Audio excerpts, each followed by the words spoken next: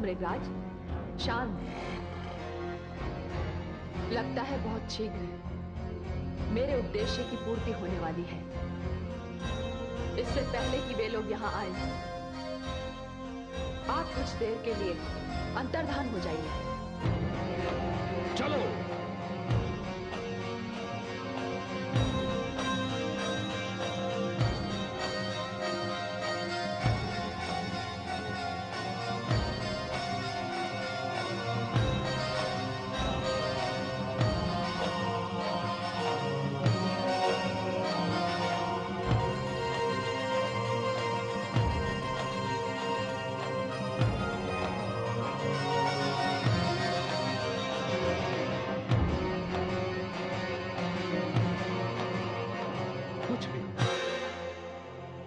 अवश्य ही मायावी है।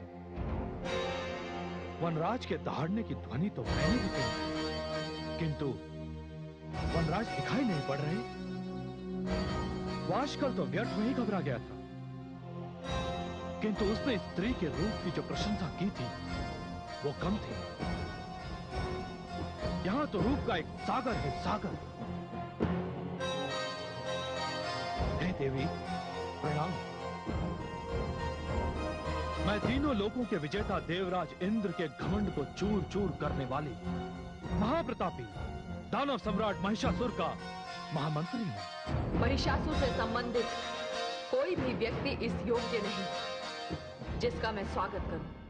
हे सुंदरी, मन को मुग्ध कर देने वाले इस सुंदर रूप का वर्णन सुनकर मेरे स्वामी महिषासुर तुमसे मिलना चाहते हैं। महामंत्री, उन्हीं के लिए तो मैं इस संसार में आई हूं। मेरा उद्देश्य उन्हें समाप्त करके धरती का भार कम करना है।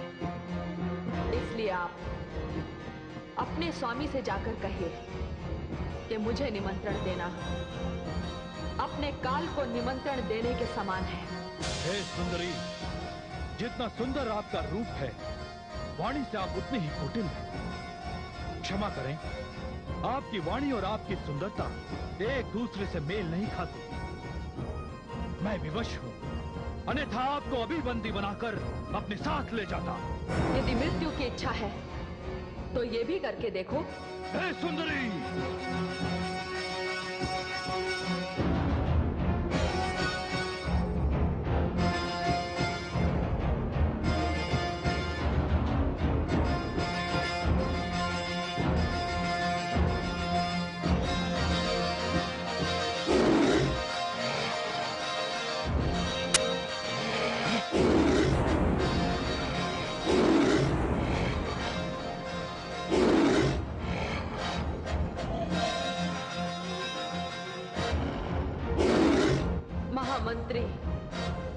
जाकर महिषासुर से कहना कि उसका शरीर मेरे बाणों का लक्ष्य बन जाए।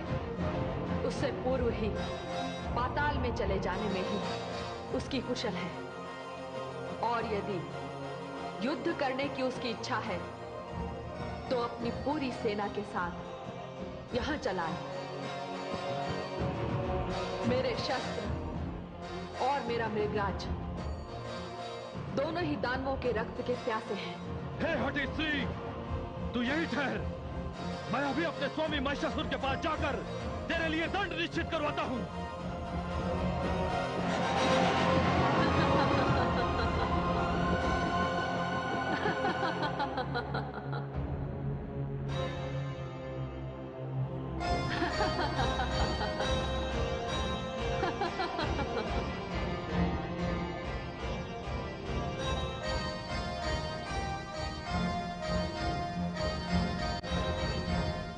दानवेश्वर की जय हो।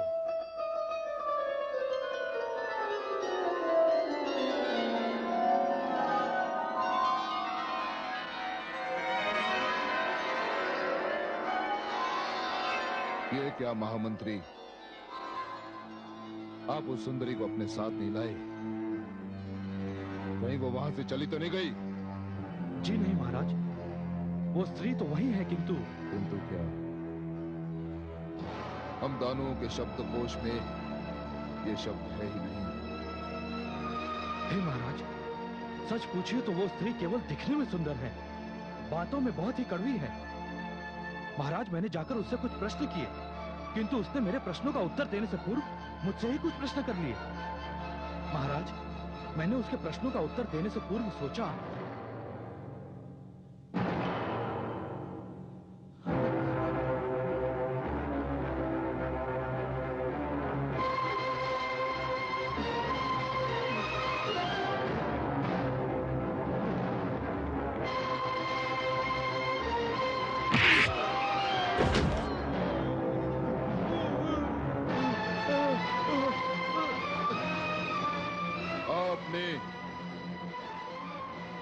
हम दानवों की कीर्ति को धूल में मिला दिया।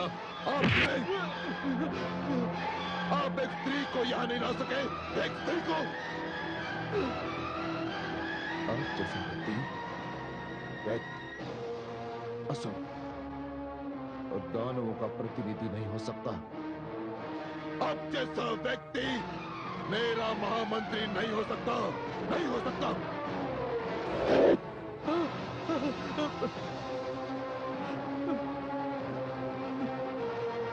महाबली, महाबली क्षमा, क्षमा महाबली, महाबली क्षमा, क्षमा, क्षमा महाबली, महाबली क्षमा, क्षमा महाबली।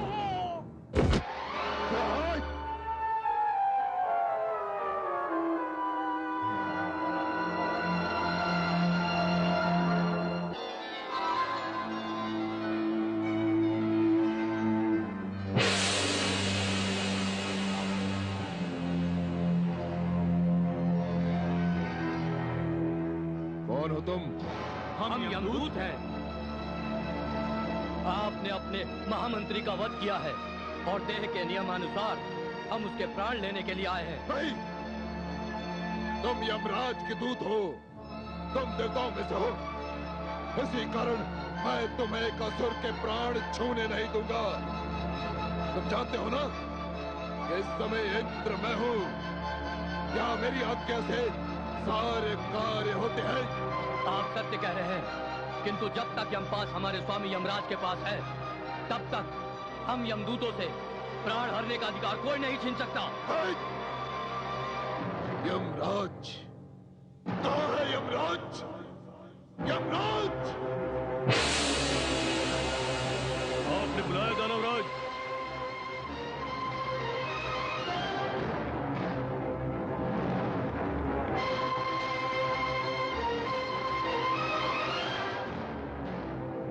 यमराज,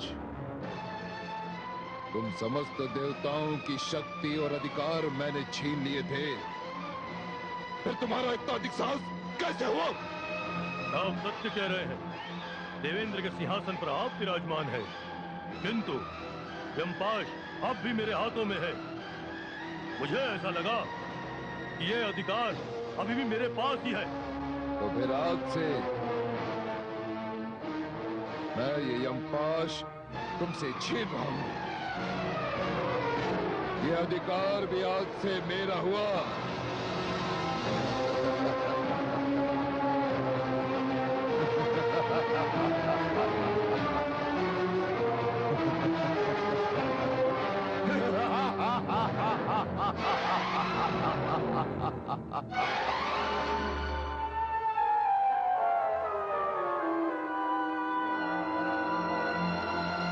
आज से मैं जिसे चाहूंगा जीवन दूंगा और जिसे चाहूंगा मृत्यु।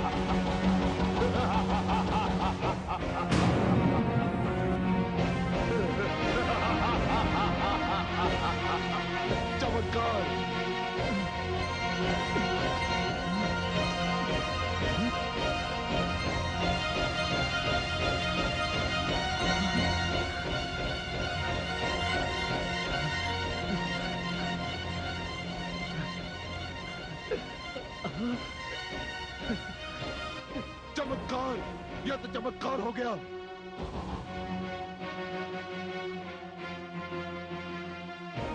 अब जीवन और मृत्यु का अधिकार हमारी मुट्ठी में बंद है।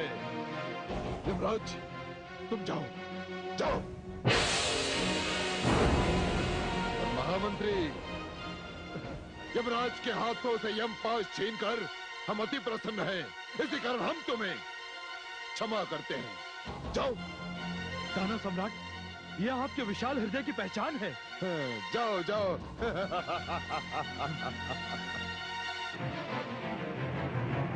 उग्रास्य, दानववीर उग्रास्य, तुम उस स्त्री को मेरे समक्ष ले आओ। यदि वो आने में आनाकानी करे तो उसे बलपूर्वक उठा लाओ।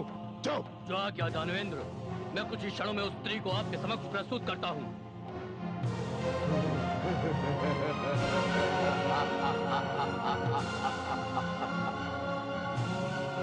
विनाश।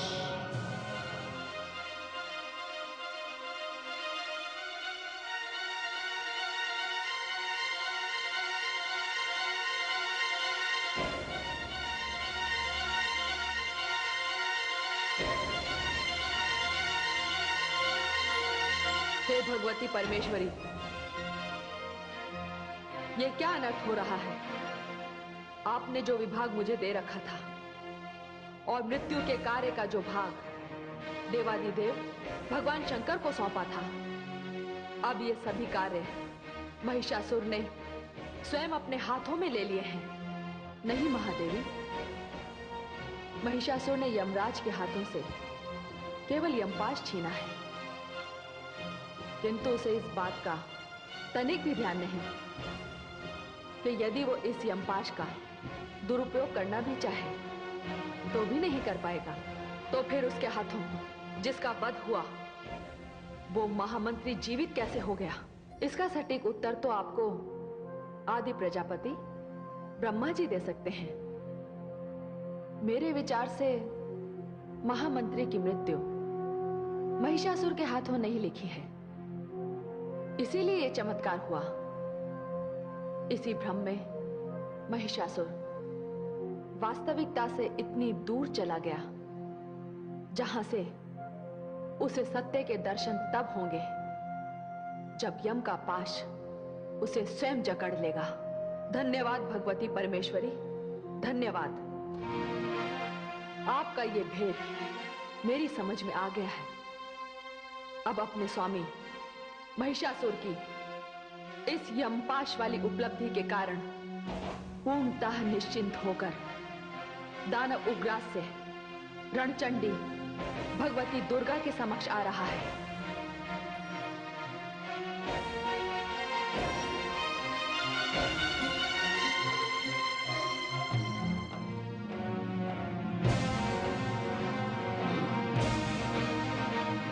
स्त्री, मेरे स्वामी का आदेश है, और इसी समय मेरे साथ चल। तुझे उनके समक्ष प्रस्तुत होना है। तुम्हारे स्वामी का आदेश तुम्हारे लिए होगा, मेरे समक्ष तो बिल्कुल वैसा ही है जैसे अग्नि के समक्ष एक तिनका, जैसे तीव्र वायु के समक्ष एक सूखा पत्ता। वाचाल स्त्री, इस वाणी पे अंकुश दे। स्त्री समझकर तुझे छोड़ रहा हूँ, नहीं तो तेरे केश पकड़कर घसीटता हुआ तुझे यहाँ से ले जाता। मुझे वाचाल कह रहा है, स्वयं तू क्या है? अपने प्राणों की रक्षा चाहता है तो चला जा। मेरा वैर तुझसे नहीं, तेरे स्वामी महिषासुर से है। तू यदि उसके साथ रहा तो तू भी काल का ग्रास बन जाएगा। तू चलती है कि नहीं? सैनिकों, बंदी बना लो स्त्री को और घसीटते हुए यहाँ से ले चलो।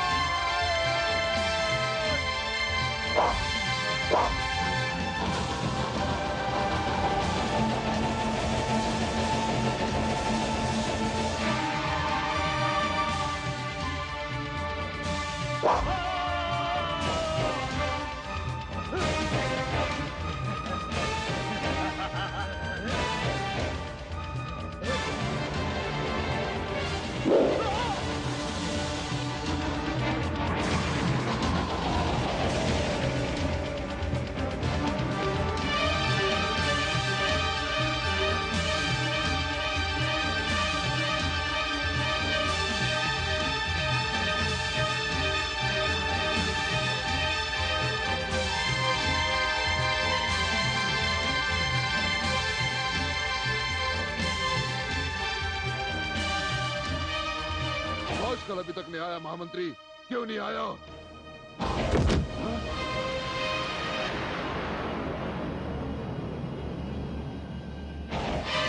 ये किसका सिर है?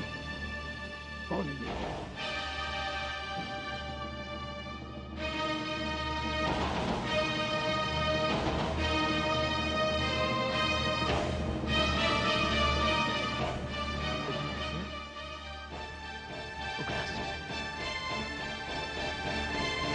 क्या संभव है? कोई स्त्री इतनी वीर नहीं हो सकती जो इतने महान योद्धा का वध कर सके। और जब से यम का यमपाश मेरे पास है, इसकी मृत्यु नहीं होनी चाहिए थी। देखते क्या हो दानवीरों, एक स्त्री का इतना दुस्साहस ये युद्ध के इतिहास में कदाचित पहली बार हुआ है, जब किसी स्त्री ने एक मस्तक काट कर अपने शत्रु को चुनौती दी है, अपने शत्रु को।